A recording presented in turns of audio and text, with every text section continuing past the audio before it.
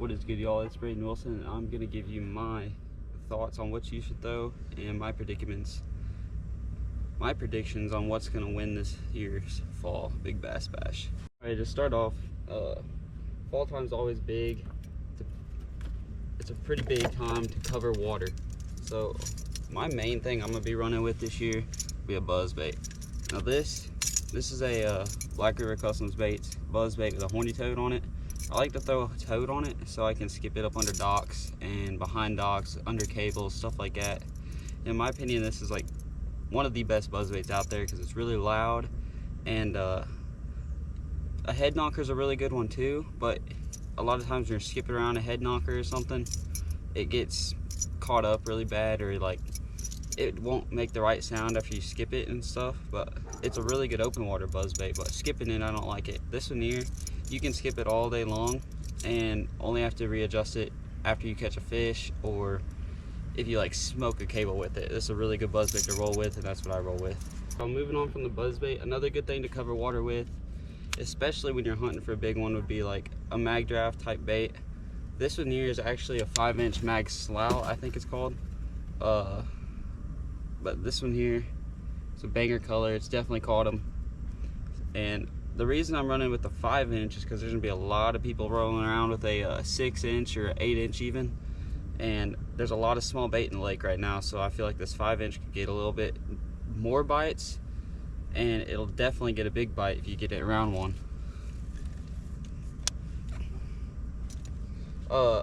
Another good bait that's this style is definitely a Berkeley coal shad. That one's really good, and you can skip it really well too, because like with these mega bass ones, the hook will come out really easily, especially if you're skipping it a lot. And if that hook comes out, it doesn't really swim the greatest. But with the Berkeley coal shad, it has that little hook on there that keeps it there, and you can skip them a lot better. But I like the action of the mega bass one better. But at the end of the day, a lot of it's opinion based. Another good thing to cover water with this time of year is definitely a crankbait. And this one here, especially in the Big Bass Bash, if they're hitting it, if that water's cool enough, which I don't think it really is quite yet for it to be cool enough for them to be like really stacking up on in the backs of the creeks on the flats and stuff, but you'll definitely have a couple or a few start doing that. And there is bait back there, but a lot of it's small.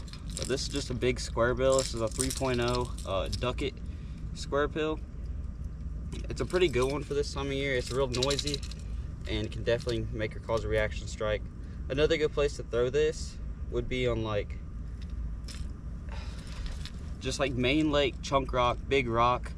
You'll have a lot of gizzard shad on that stuff this time of year, so that's definitely a good place to throw this.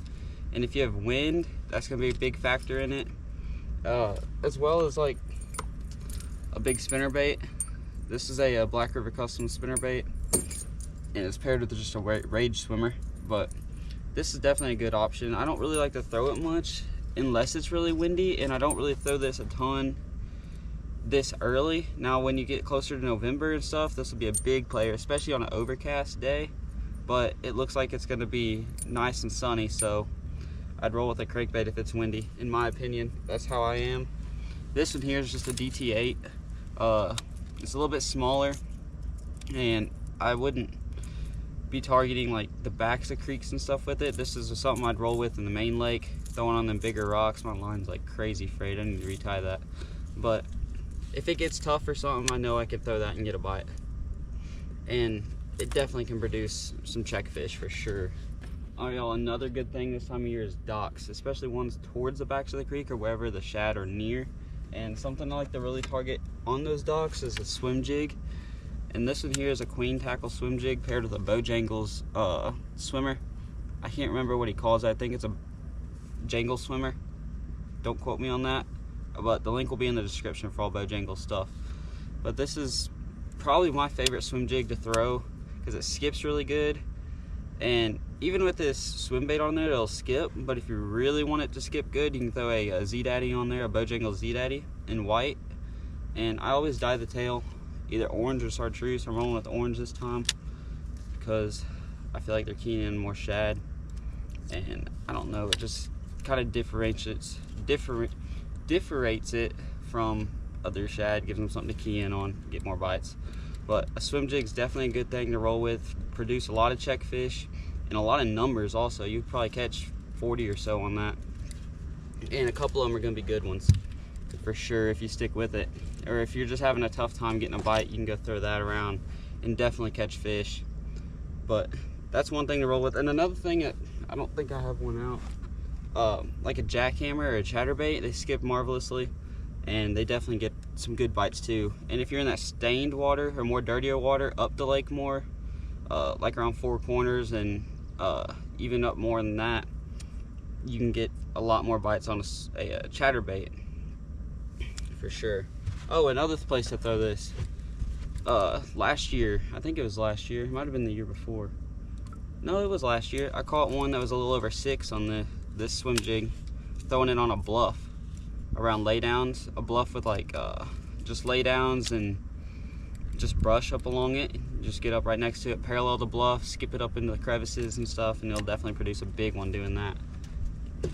All right, of course, a glide bait's gonna be a big thing, especially in the Big Bass Bash and fall in general.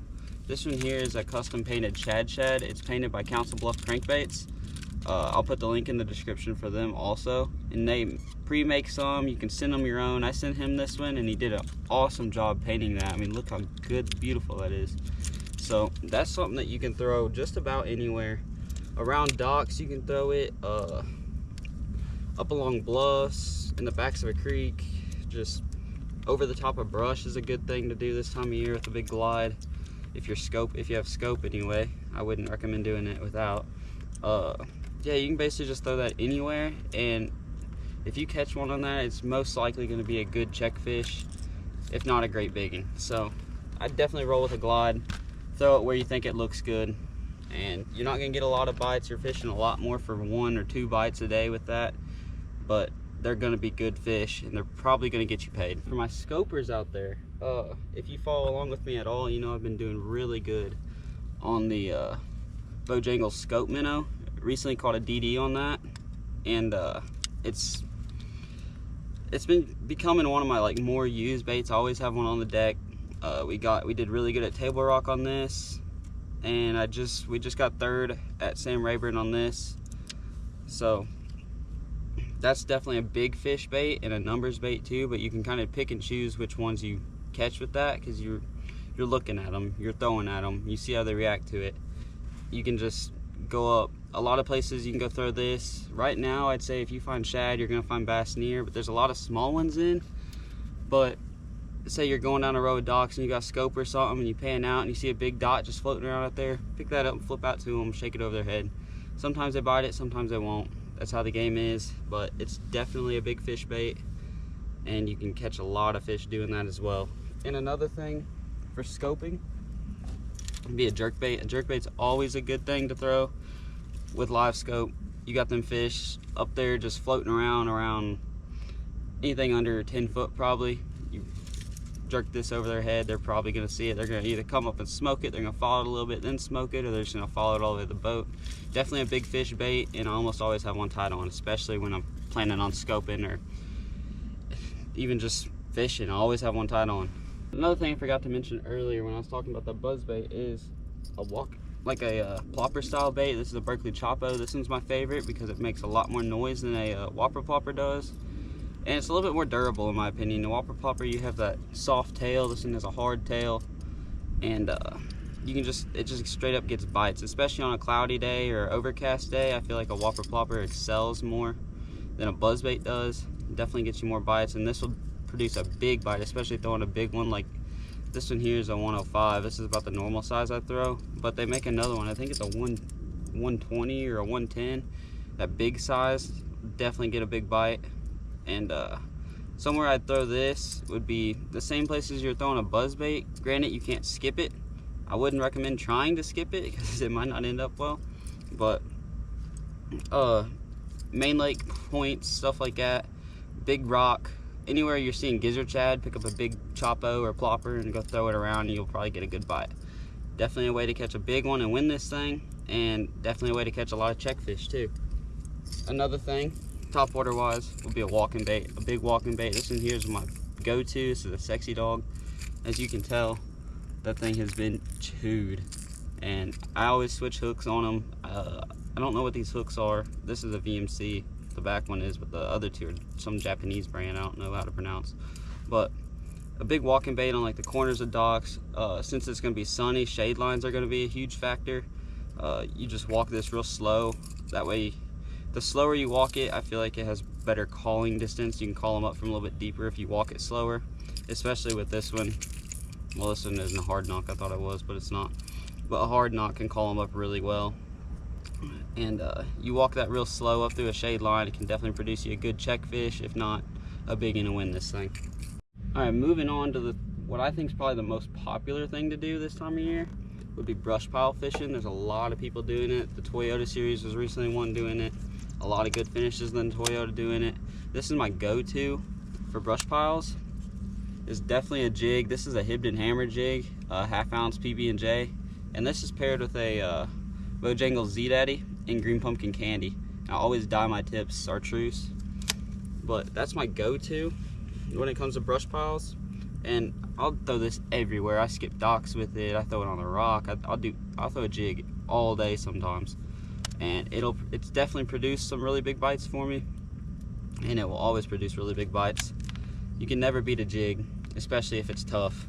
You can skip that thing anywhere. This Hibden jig has a really good head design on it, so it doesn't really wedge in rocks very well, and it'll come through brush amazingly, and it skips really good, so it's hard to beat that. But that Z-Daddy is probably the best skipping trailer on the market in my opinion, and it's really durable too, so you can catch multiple fish on one bait, and it just straight up gets bit. It's got that jangle juice infused in it, so it's got scent, and then you put dye on it, it adds more scent and color. It's a bite getter. Another color I throw though, especially this time of year, in that Z-Daddy, is this one. This is called Grape Ape. That's probably my favorite all time jig trailer color, especially with PB&J. It just pairs up very well. But sometimes they won't bite that Z-Daddy as good, but they always bite it. But they won't bite it as good, and then you can switch up to this. This is a Nos Craw. This one's in tramp stamp. It's a really good jig trailer. I throw it a lot. That's kind of what it is. This is tramp stamp, so it's like black and blue on one side, and then it's green pumpkin on another. That's a really good color this time of year too, especially with the lake this year being a little bit dirtier than it has been. Even on the lower end, it's got a little bit more stain to it than it has had.